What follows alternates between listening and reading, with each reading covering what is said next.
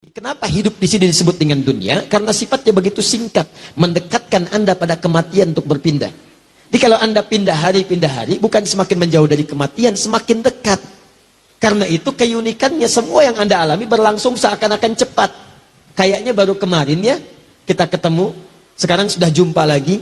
Kayaknya baru kemarin ya, kita menikah, sekarang cucu sudah 13. Kayaknya baru kemarin ya, kita sekolah SD, sekarang sudah sama-sama bekerja di tempat yang sama. Kayaknya baru kemarin, itulah dunia. Karena itu, sifatnya pun hanya akan terjalani lewat 5 aktivitas kalau dirasakan menyenangkan. Semua yang menyenangkan di dunia ini, sifatnya singkat dan dekat, itu cuma 5 hal. 5 inilah yang sering menjebak kehidupan manusia. Sehingga dia tidak punya persiapan bekal untuk mencapai keabadian akhirat yang selanjutnya. Apa yang pertama? Tadi. Ada orang yang senang bahagia ketika terlibat dalam permainan. Main senangnya. Ada yang di olahraga, ada yang tadi saya sebutkan. Sudah banyak contohnya. Dan mereka menikmati itu. Kalau nggak percaya silakan. Ada nggak orang yang hidupnya di dunia, kerjanya cuma main? Ada. Ada. Dari mulai permainan yang benar secara hukum dunia, sampai yang haram. Main judi, main ini, main itu yang haram. Ada yang menikmati yang haram, aneh tuh. Ditawarin yang halal, tapi menikmati yang haram. Manusia paling aneh. Sama dengan manusia yang dikasih pakaian tapi dibuka-buka. Kan sering-sering sampaikan, sifat pakaian itu dipakai supaya nutup. Udah ditutup dibuka. Kan manusia aneh itu. Pakaian itu fungsinya untuk menutup. Begitu Anda pakai malah dibuka. Ada yang disobek lagi. Ya, kalau cuma mau buka pakaian, ada yang lebih hebat, namanya hewan. Dan hewan itu kalau dipakai pakaian, dikasih pakaian risih dia. Gak percaya, datang kebun binatang tuh. Absen satu-satu. Monyet, pakein pakaian. Pertama kali dia gak akan enak, nolak dia. Gajah, ayo cariin sarung, tutupin. Anda diambil sama belalai.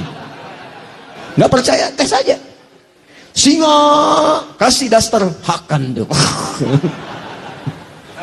Paham ya? Nah, jadi kalau mau berlomba buka-buka, gak usah jadi jagoan, binatang lebih hebat.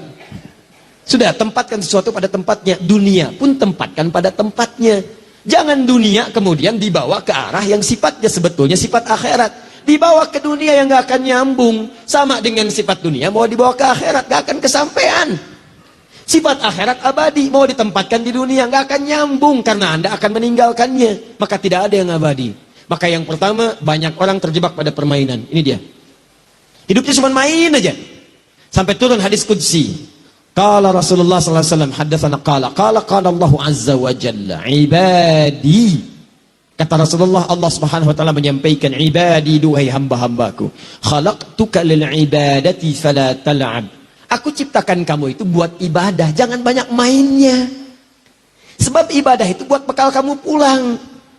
Pulang ke akhirat, alamnya beda, sifatnya lain, maka nggak bisa dipakai bekal dunia. Karena alamnya lain. Anda saja di dunia punya sifat yang berbeda, tempat satu dengan yang lainnya tidak sama. Apa Anda pikir di Indonesia mau ke Amerika bisa sama keadaannya? Tidak. Bekal yang dibawa beda, cara masuknya lain. Ke Malaysia beda, ke Singapura tidak sama. Sekarang Anda pengen ke surga, bekalnya pengen sama di dunia. Mimpi.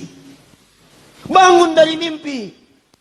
Lihat keadaan, Anda mesti berubah. Kata Allah, saya ciptakan kamu buat ibadah. Kalau kamu terjebak pada permainan dunia, khalaqtuka lil ibadati fala tal'ab. Kalau banyak mainnya, aku khawatir saat pulang nanti ke akhirat kamu nggak bahagia.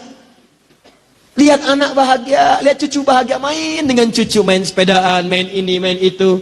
Masya Allah, ada yang bermain sepeda dengan cucu, ada yang main lompat-lompatan, ada yang main perosotan, permainan, bahagia. Tapi kalau kamu ke akhirat gak punya bekal, kamu berpisah nantinya.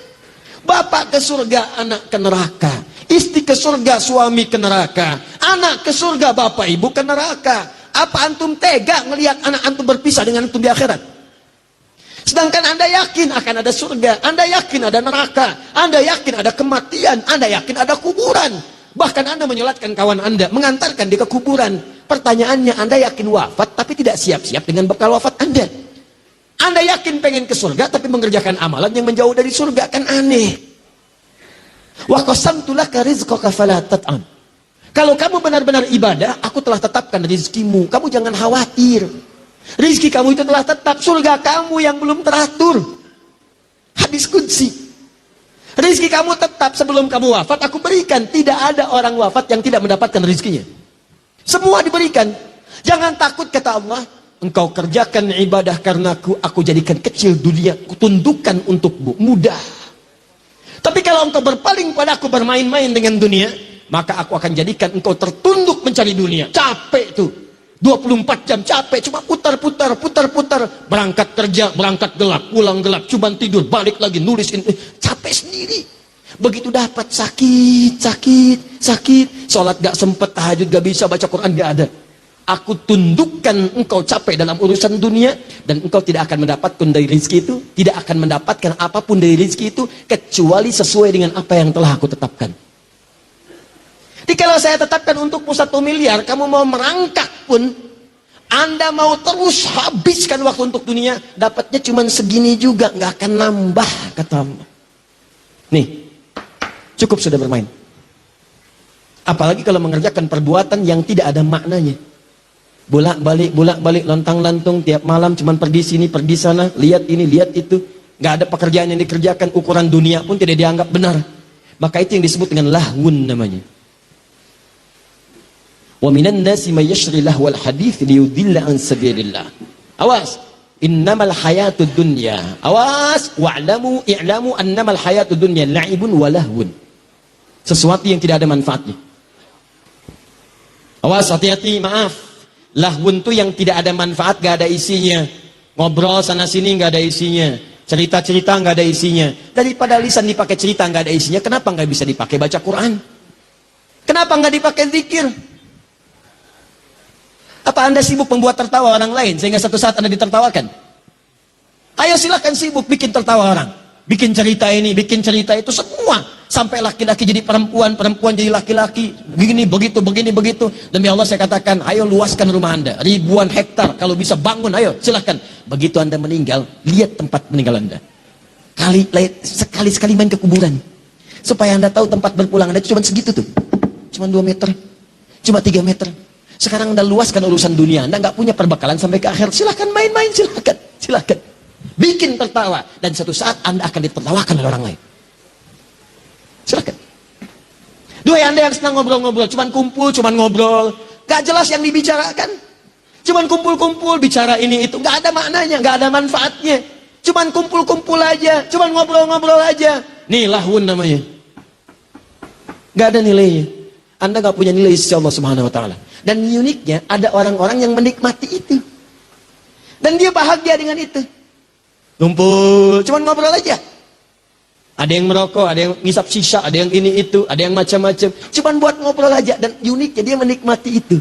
Kalau Allah sebutkan itu ada, itu pasti terjadi dalam kehidupan. Demi Allah saya katakan, ada yang menikmati permainan, ada. Ada yang menikmati yang seperti ini yang gak ada manfaat, banyak. Dari perempuan sampai laki-laki. Berapa banyak perempuan kumpul-kumpul cuma untuk ngobrolin orang. Dari sejak zaman dulu sampai sekarang, Bu, dari zaman Nabi Yusuf, sosialita yang senang kumpul-kumpul itu udah banyak. Apa Anda nggak baca surat Yusuf? Ketika kemudian mereka berkumpul-kumpul bikin gosip di rumah perempuan istrinya Al-Aziz itu, sampai mengatakan, duh, istri pembesar kok selingkuh ya? Cuman buat ngobrolin itu aja. Kedengaran sama pembesar, diundang, begitu diundang, masuk. Yusuf keluar. Tuh, Yusuf ganteng-ganteng Nabi. Orang sekarang ganteng-ganteng serigala. Bayangkan. Yusuf tuh. Dia orang dulu tuh lebih pas, orang sekarang nggak ada kreativitasnya. Keluar Yusuf, begitu keluar. Wa qulna hasya lillahi ma hadza basyara in hadza illa malakun karim. Ini sih bukan malaikat, bukan manusia. Ini bukan manusia, ini malaikat yang menyamar dalam rupa manusia. Wa qata'na aydiyahunna, tanpa sadar mereka sedang mengiris buah itu, teririslah kemudian tangannya. Masya Allah, Nabi Yusuf ganteng, Nabi tawadu, dilihat oleh orang tak sampai teriris tuh, dan tidak sombong.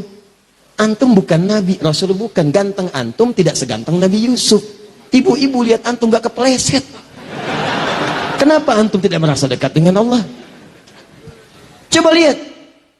Yang mau saya sampaikan, kalau cuma kumpul-kumpul, ibu ketinggalan telat, Bu. Zaman dulu udah ada. Nabi Yusuf itu udah lama lahirnya. Udah lama. Ibrahim alaihissalam. Ibrahim melahirkan Ishak. Ishak melahirkan Yakub. Yakub melahirkan Yusuf. Di Yusuf keturunannya dari Yakub, dari Ishak, ketiga dari Nabi Ibrahim alaihissalam. Nabi Ibrahim alaihissalam ke Nabi Muhammad 30 generasi. Satu generasi bisa ribuan tahun. Muhammad bin Abdullah bin Abdul Muttalib bin Hashim bin Abdul Manaf bin Qusay bin Murrah bin Kilab bin Ka'ab bin Ghalib bin Fihid bin Malik bin Nadar bin Kinana bin Khuzaimah bin Mudrikah bin Ilyas bin Nizar bin Mudar bin Ma'ad bin Adnan bin Addi bin Adri bin Muqawwam bin Nakhul bin Tarih bin Ya'rub bin Yasub bin Nabit bin Ismail alaihissalam bin Ibrahim alaihissalam. 30 generasi. Ulangi.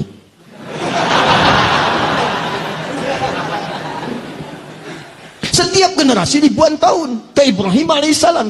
Dari Ibrahim alaihissalam lahir Ishak dari jalur Sayyidah Sarah. Dari Sarah kemudian melahirkan Ishak. Dari Ishak lahir Yakub. Dari Yakub lahir Yusuf. Sejak zaman Nabi Yusuf sudah banyak perempuan kumpul-kumpul buat gosip. Dan itu dicela oleh Al-Quran. Dicela. Orang sekarang pengen ikutan. Apa manfaatnya? Nih, lahun. Laki-laki juga sama. Banyak dari zaman dulu kumpul-kumpul. Tuh, sejak zaman Nabi Muhammad SAW. Banyak juga yang kumpul-kumpul datang laki-laki. Kumpul. Di mana tempatnya? Parlemen Quraisy tuh buat kumpul. Sekarang kalau antum umrah, itu ada depannya Hotel Hilton. Hotel Hilton tuh turun sedikit, depannya ada tempat kipas angin, toilet, depannya lagi. Depannya itu persis ke arah pintu masjid. Itu dulu parlemennya Quraisy di situ. Abu Jahal, Abu Lahab, abu-abu yang lain kumpul di situ. Ngobrol-ngobrol. Ya, jadi kalau ada yang abu-abu sekarang telat itu. Telat banget, telat. Dan ilmunya jauh. Enggak, udahlah, kita terlampau mahal kata-kata kita hanya untuk membahas sesuatu yang tidak bermanfaat. Jadi kumpul cuma ngobrol-ngobrol aja. Ngobrolin orang, kadang celah orang, kadang gosipin orang, kadang macam-macam. Dan itu kemudian dilarang oleh Al-Quran. Turun ayat sampai Quran surah ke-49 ayat 11 sampai 12 itu. Ya ayyuhalladzina amanu la yaskhar qaumin qaum. Hei orang-orang beriman, jangan sama dengan yang belum beriman, jangan saling celah. Karena cuma kumpul buat nyela orang aja. Ya ayyuhalladzina amanu la yaghtab ba'dukum ba'dha. Hei orang-orang beriman, jangan sama dengan yang belum beriman, jangan bergosip. Jangan mengeluarkan kata-kata yang tidak bermanfaat. Jangan bicarakan orang. Ayuhibbu ahadukum ayyakula lahma akhihi maitan fakarihtumu? Apa kalian mau saat kalian bergosip saya ciptakan dari tubuh yang digosipkan berbentuk bangkai. Nanti di akhirat saya minta kalian makan tuh yang kalian bicarakan. Sedangkan kalian tidak menyukainya. Bonusnya, bonus keburukannya, begitu dibicarakan pindah pahalanya pada orang itu. Anda tidak taklim sekarang. Kemudian Anda bicarakan orang. Datang taklim, keluar Anda bicarakan. Rugi dia ya nggak sama kita hari ini? Iya ya, mungkin terlampau soleh dia ya. Sampai gak ikut taklim? Iya. Itu begitu Anda sampaikan kalimat itu, pahala taklim Anda pindah ke orang itu. Gabung satu orang lagi. Kenapa? Itu? Iya nggak nyangka dia, nyangka. Pindah lagi. Di sini orang bilang, alhamdulillah saya tidak. Kenapa? Tidak seperti 3 orang itu tuh Ustadz. Mereka itu bicarain orang aja bisanya. Nggak bagus ya Ustadz ya. Memang mungkin mereka belum dapat hidayah. Pindah Pak. Pindah. Itulah namanya. Saya tanya pada Anda. Ada sekarang orang cuman kumpul-kumpul buat ngobrol yang tidak bermanfaat. Ada sampai dibikin acara. Tuh lihat di TV itu. Yang paling dahsyat itu kok bisa ada orang mau dibuka kehidupannya. Datang ke kamarnya, dibuka ini tempat tidurnya macam-macam. Wah, perampok tuh seneng banget. Dibuka semuanya. Bangun jam sekian, ini baru bangun tidur udah kelihatan wajahnya. Apa Anda nggak punya privasi dalam kehidupan? Apa mau dibicarakan orang semuka bumi? Begitu tampil kan Anda kelihatan orang semua. Apa tidak mau Anda menjaga privasi Anda? Apa senang dibicarakan baru bangun tidur kelihatan? Ternyata ganteng-ganteng belekan ya. Ternyata tempat tidurnya pink ya. Dan seterusnya. Nih, lahun. Sekarang bertransformasi jadi acara yang seakan-akan dinikmati. Dan perhatikan ratingnya tuh tinggi. Ratingnya tinggi. Berarti ada orang-orang yang salah orientasi dalam kehidupan dunianya. Dia hanya peduli dengan sesuatu yang seakan-akan nikmat padahal sifatnya fata morgana. Ini berbahaya. Bahaya. Coba lihat yang kayak gitu tuh masuknya di prime time. Begitu ceramah, jam 3 malam. Siapa yang lihat? Kuntilanak. Ada perempuan baju putih naik delman sado kalau di Bandung. Pak, pada kemana? Cikaso. Diantarin tuh sampai di rawa-rawa dulu turun. Begitu turun ngasih 20.000 pergi orangnya. Udah jauh sekali berubah jadi daun kering. Wah, dasar kuntilanak katanya. Balik lagi orangnya, kuntilanaknya. Daripada emang tukang sado. Udah, 3. Udah. Nah, Lama-lama nanti jadi salah lahun. Ya. Nah, ini teman-teman yang tidak bermanfaat. Ayo mulai sekarang coba. Maksud saya begini, acara-acara tuh yang nggak betul-betul, yang sifatnya nggak ada manfaatnya, list, coret, dah coret. Tayangan TV masuk kategori ini, coret. Radio masuk kategori ini, coret. Ini masuk kategori ini, coret. Kenapa? Ketika Anda menikmati itu, Anda punya dua kerugian. Satu, waktu Anda habis tidak sempat dipakai ibadah. Yang kedua, nggak sadar Anda ngumpulin dosa. Dan dosa itu kalau sudah terjadi, dia akan narik pahala. Karena rumusnya begini, ada pahala, ada dosa. Begitu dapat pahala, langsung menutupi dosa. Kalau Anda semakin hari banyak mengumpulkan dosa, ini habis terkeruk pahala Anda. Selesai. Wazinatun, zina. Gaya-gayaan, memperbaiki penampilan. Silakan cek. Sekarang berapa banyak orang itu tampil mencari pekerjaan hanya untuk gaya. Update status. Meningkatkan status sosial dalam kehidupan. Bahkan ada peribahasa sekarang. Handsome itu tidak penting, yang penting handphone. Status naik. Lain sekarang orang penghormatan ditentukan oleh status. Bukan nilai-nilai kebaikan yang positif. Dulu tuh kebaikan positif itu yang menentukan, sekarang agak beda. Statusnya kalau makin kaya, makin dihormati. Makin populer, makin dihormati. Makin nyeleneh, kadang-kadang juga makin dihormati. Maka kadang-kadang yang paling berbahaya, ada orang mempertahankan statusnya demi gayanya. Maka yang seperti itu akan menjadikan kehidupannya sulit. Ingat baik-baik. Ingat baik-baik. Ada sementara orang yang menikmati tampil dalam bergaya. Dia cuma senang begitu aja dan nikmat kelihatannya.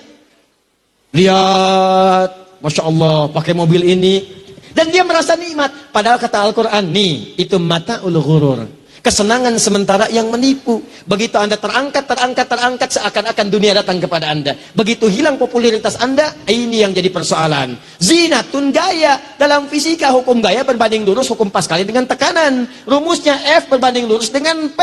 Gaya berbanding lurus dengan tekanan. Semakin banyak gaya, semakin tertekan. Iya.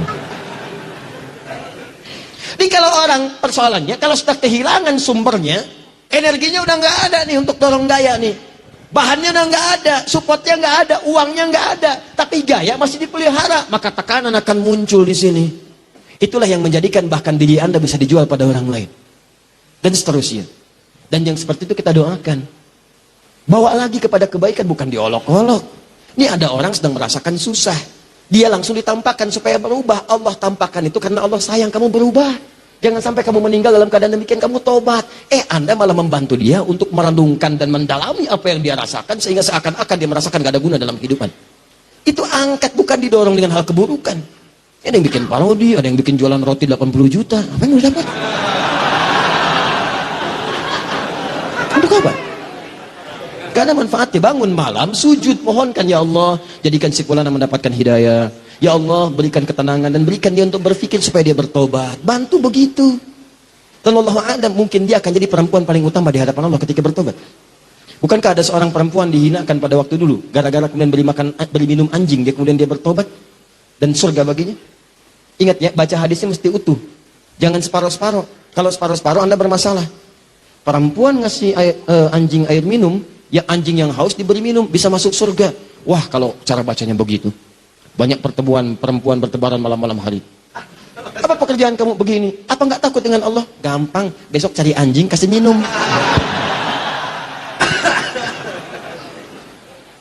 Hadis itu harus dibaca dengan baik. Begitu datang dia dibuka slopnya, cari dia. Ada yang mengatakan bawa sebagian dari buah-buahan dia potong itu, sebatang batok kelapa. Ada yang mengatakan dari slopnya, ambil air, diberi minumlah air yang anjing yang kehausan dengan perasaan tulusnya sekali. Begitu melihat anjing jalan, dia berpikir, anjing aja yang hina mendapatkan air, dia bisa tumbuh segar kembali. Kenapa saya yang bukan binatang tidak berubah? Saya harus berubah. Saya harus semangat lagi. Maka dia bertobat di hadapan Allah. Tobatnya itu yang menggugurkan dosa-dosa dia. Pemberian minum kepada anjing dengan ikhlas menjadikan amalan baru dia. Itulah yang mengantarkan dia ke surga. Maka bantu dia untuk tobat, bantu. Doakan, dorong, sujud, minta kepada Allah. Begitu tobat, Masya Allah, berubah. Mungkin dia mulia di hadapan Allah. Boleh jadi pasangan Anda, mungkin.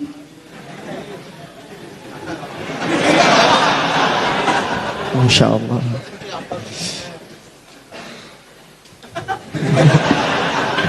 Nah ini nih, ada manusia yang senang tampil gaya dalam kehidupan. Gaya. Jadi ustadz gaya. Jelas ya? 4. Gak cepat nih. Jadi kalau cuma gaya-gayaan, Anda tertipu. Anda tertipu. Karena itu cuma sementara. Wa tafakhurun bainakum. Tafakhurun. Saling berbangga-bangga. Tuh. Kumpul-kumpul buat bangga-banggaan aja. Update status untuk menaikkan status sosial supaya dianggap fakhr. Naik. Jadi hebat. Kuliah untuk apa? Lulus supaya dikenal, saya IPK-nya paling bagus. Kerja untuk apa? Supaya naik status, terangkat. Maaf, dipandang hebat oleh orang. Pandang sukses oleh orang. Saya mau tanya pada Anda duhai Anda yang bekerja, maaf ya, sampai dengan sekarang, Anda bekerja itu demi memenuhi perintah Allah. Maksudnya Anda bekerja karena Allah atau karena ingin mengangkat dan merubah status kehidupan Anda? Tolong renungkan sampai sekarang.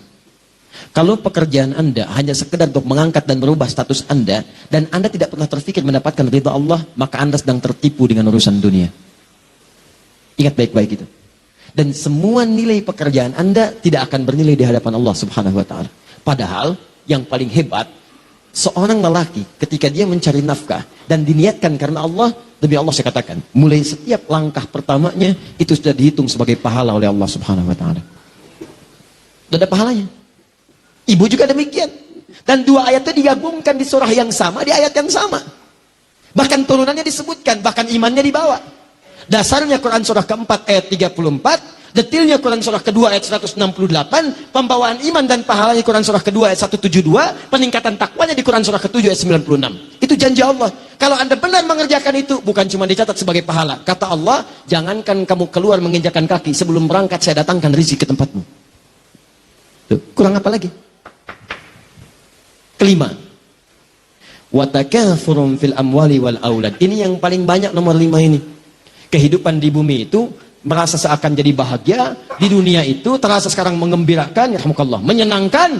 Kalau apa? Kalau harta itu bisa bertambah, keturunan itu bisa bertambah, harta dan keturunan. Lomba nih. Harusnya lombanya urusan akhirat, nih lombanya memperbanyak harta urusan dunia. Takathur, memperbanyak. Fil amwal, harta. Silahkan cek ya. Maaf sekali, yang ini lebih banyak sekarang nih. Hampir semua profesi. Silahkan cek. Yang kerja ngumpulin harta.